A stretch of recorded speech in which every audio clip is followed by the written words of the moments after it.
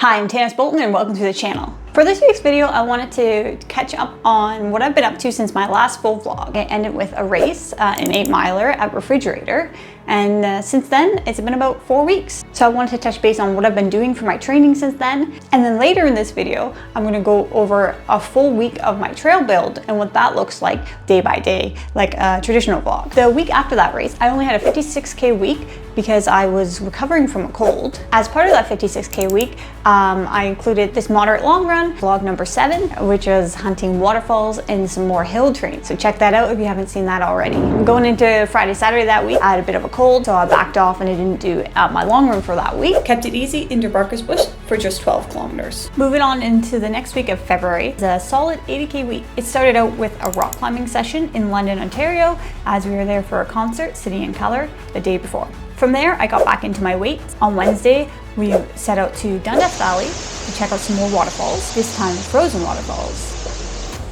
And that weekend on Saturday, I was out on the roads with my friends Jacob and Mitch again, running some half marathon tempo pace work with 4x2K. Now, I took Sunday off from running, even though I planned on getting a little bit more mileage for the week, because my hamstring actually was acting up quite a lot and I didn't want to tweak that. The last week of February was quite warm. It involved running in a thunderstorm on a Tuesday, which was just bizarre in itself. Going out for a cool trail adventure on the Wednesday. You saw some of this run in my previous vlog, number 9, featuring Twos Falls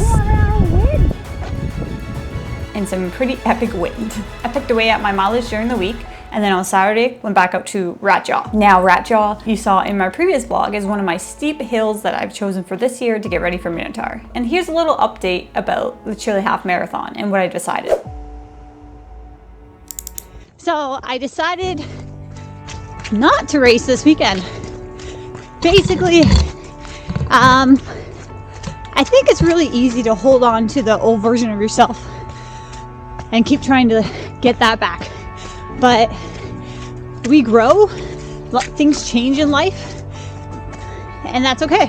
I think change is a really hard thing to deal with, especially coming from people who are like me, who are very perfectionistic and want to plan everything out and have that go perfectly to plan. But I think the biggest thing is I just clearly not getting enjoyment out of that kind of run anymore. There's a reason I chose to move on from road racing, and I can't keep trying to make myself go back to it just because in the past I enjoyed it. I still have those experiences and they still shaped who I am as a person, as a runner, and that's okay to move on from that. And now you know why I decided not to do that. So cross that off the list. Moving on from that week, feeling empowered by my decision not to race, I hit a really solid trail training week. So 93 kilometers in the trails mostly is no joke. It takes quite a lot of time on feet to be able to do that. So, which was actually around a 10-hour training week. It definitely was motivated by the summer temperatures that we had here for the first week of March. It was in the high teens, almost 20 degrees on some days. It was beautiful running in shorts and a t-shirt and bright sunshine the whole week. This is the week I also added in an uphill treadmill to my training. The next day I headed out to Beamers Falls. Fog. Very foggy today. Look at this. Couldn't even see these, the steepness of coming into Grimsby, and I'm running on the top of the ridge line of the mountain, so of the escarpment. Crazy. Yeah. So Beamers Falls is a section of the Bruce Trail. Of course, there's a huge waterfall that we can go see. Look at that, Beamers Falls. Let's go. And a really rocky technical section. Part of my goals in my training is to run on terrible terrain so that then when I get to race day, I can run on worse. This is supposed to be a lookout point, and you can see all over Grimsby, and this is our view. Clouds, nice clouds. On to an easy recovery day with some weights, a rest day going into the big weekend, and a Saturday long run. So this was a 2.5-hour run in the pouring rain. Now I was lucky enough to wear shorts and t-shirts, so I can't complain too much, but I definitely made friends with mud. So I went from that 27K run into a 16K run the next day, 4 hours for the weekend. And then right into last week where I hit 70K. I had planned a trail run on Saturday, but I woke up with a migraine that day, unfortunately. I took a full day rest. I was able to run on Sunday, but I kept it short to ensure not to overdo it. Happy St. Patrick's Day. So we're back out in GYMNAST Valley today. It's Sunday, St. Patrick's Day. I had yesterday off because I had a bit of a cold this weekend. Just hit me kind of Friday night. So I took yesterday off. Felt and be destroyed. Still not 100% today, but better than yesterday at least. Okay, let's go.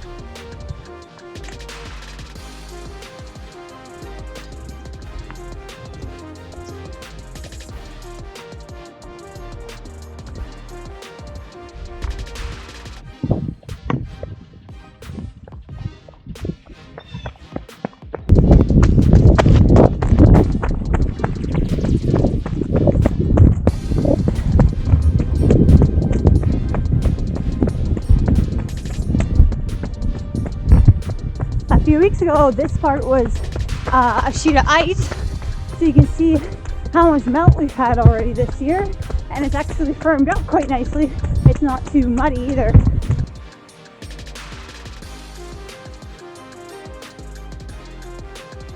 K2. So there's K2, we're gonna go up it, and then it links back up to the bottom of here. This is one of my main hill repeats. Actually, next weekend, I'll be out here doing some repeats on it to start getting some hill training in. Hopefully I feel better by then.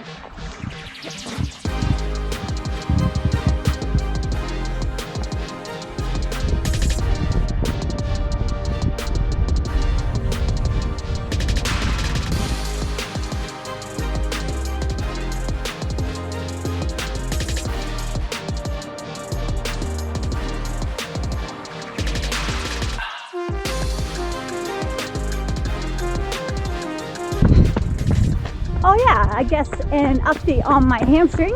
I've got it back to like 90%. It's rarely bothering me now.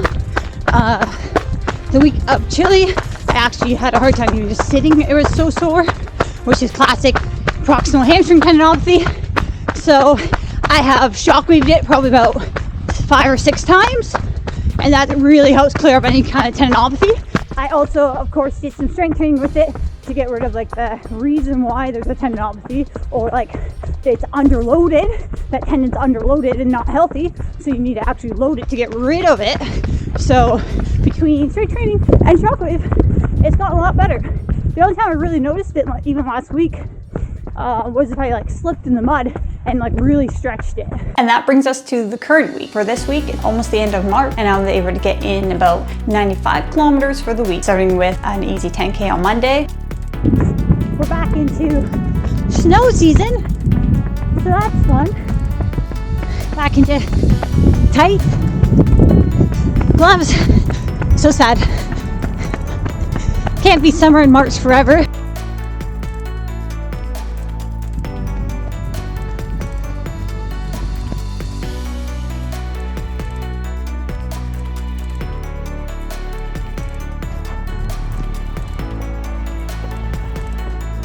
Into a Tuesday workout. It's Tuesday, so we're following the tradition I started a few weeks ago. We're going to be doing my workouts on Tuesday. Bit of a snowstorm, so that's fun. I'm so sad winter's back. We're going to do 2-minute repeats with some uphill strides, and then tonight we're going to do a double with an uphill treadmill.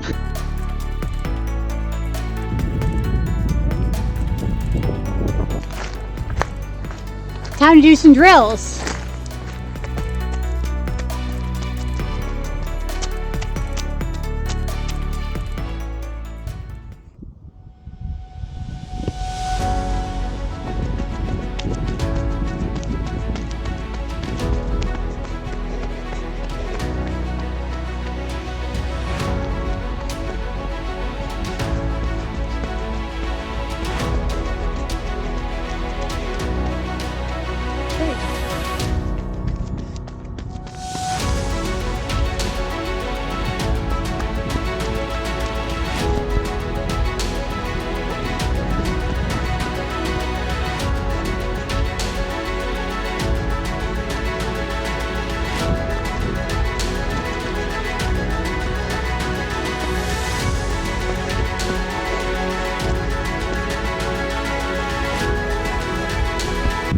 And I'm about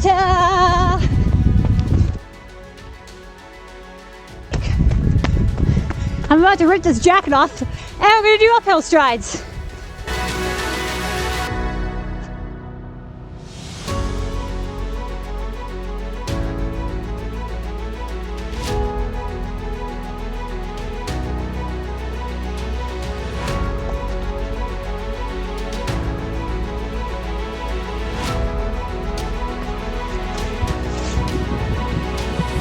Those leaves are so wet. So that's 5 by 2 minutes, 1 minute rest, and 3 by uphill strides. Whew. Wasn't too bad. A little bit hard to get my legs going on the 2 minutes, but that's probably from running a little bit less this weekend. They're kind of sluggish, but got it in. See you tonight. So after my lunchtime workout, I went into an uphill treadmill that night, which was 20 minutes at 12%, which is as high as my treadmill goes. I probably would go higher if I could.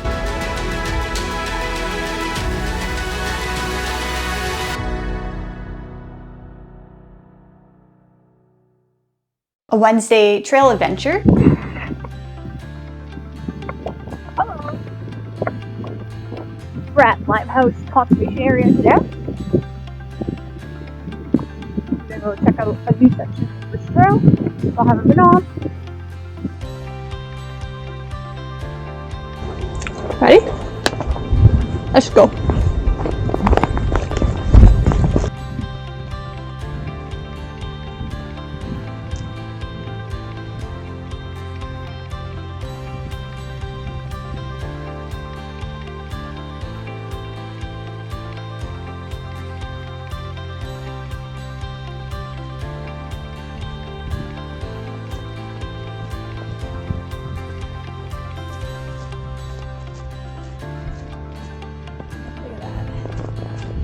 Cool.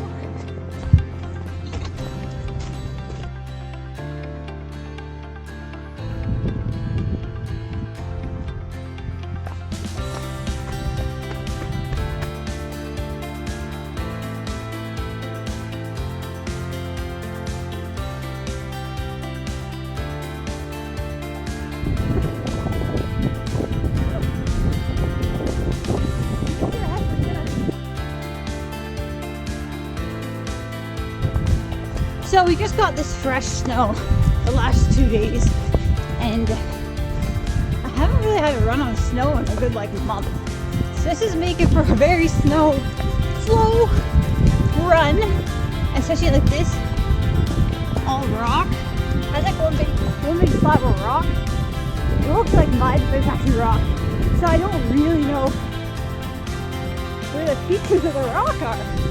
So I'm like trying not to roll my ankle or anything like that today, especially out in the middle of nowhere. So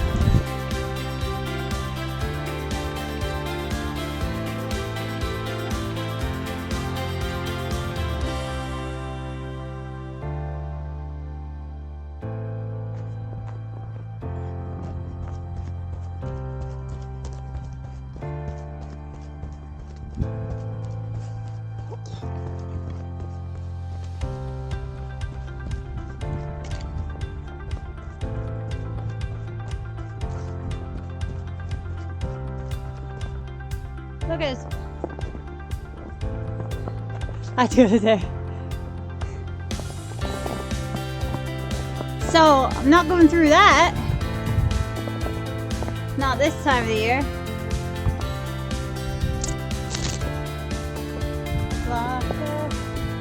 Oh! Some bushwhacking involved. Again. Ow!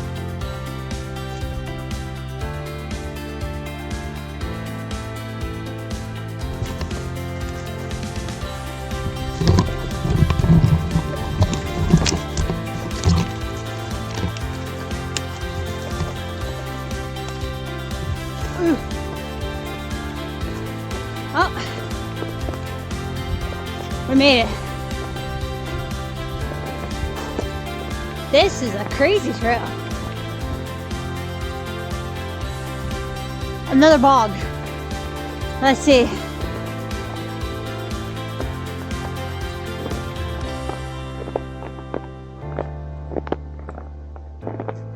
Then I fall 'cause I... Yes! I didn't have to bushwhack. Ah! Look at this. It's so hard. I don't like the snow. Cool. I came to this section of the Bruce for the infamous hole in the wall. This is a cool section where the volunteers actually built ladders to go down into the crevasses that litter this section of the escarpment, and the trail continues through it.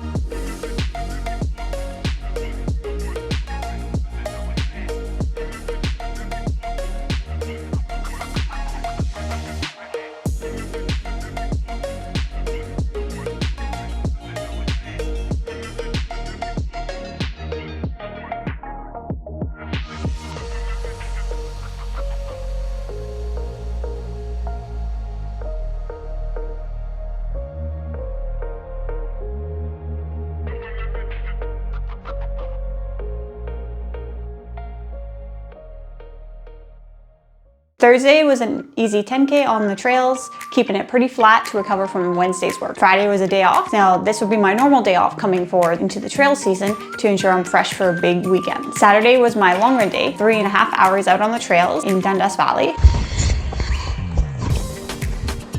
And just like that, we're back into Winter Wonderland. It's Saturday. We're out here for a long run in Dundas Valley.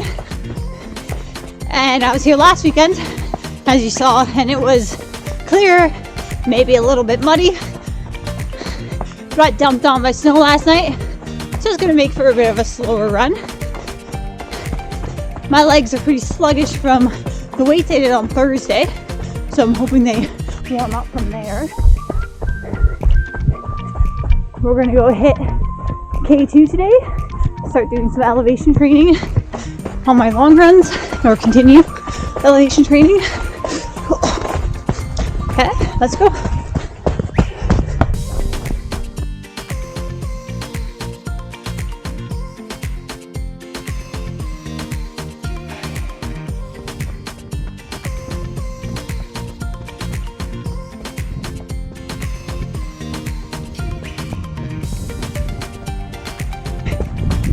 And this is ice again. I literally just said that this part was not ice, and now it's ice again. Wow. Funny. That's funny.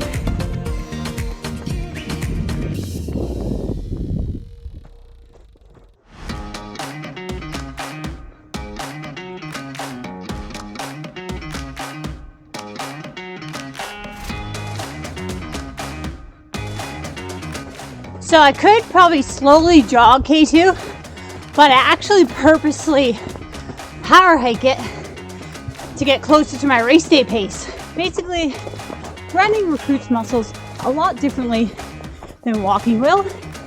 And if you do all your training running and you need to be power hiking for your race, you're going to be pretty fatigued come race, and you're not going to be very efficient at that movement. And vice versa. Last year, I did a lot of this power hiking. I knew that Speedgoat was very slow. And then I went into Sulphur Springs and ran the entire 50K, and my hamstrings were shot. Even within like 20K, my hamstrings were done. Even though that distance was fine, it's just I wasn't used to and efficient at the pace that that race was at compared to my training. So sometimes those kind of races have to take the back step for your ultimate goal.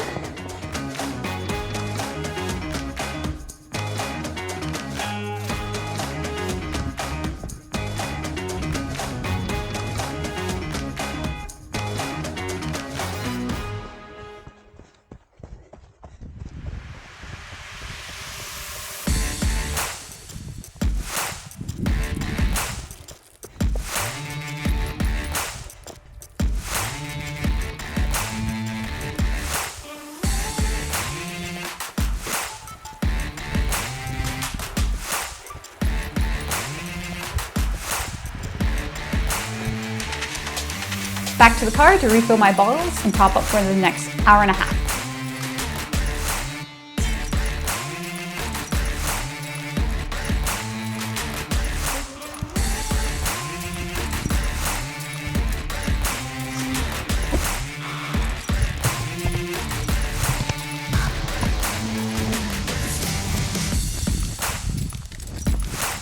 I finished this run with 30 minutes of tempo on the trails, averaging 4:38 per kilometer. And then Sunday was 16K easy.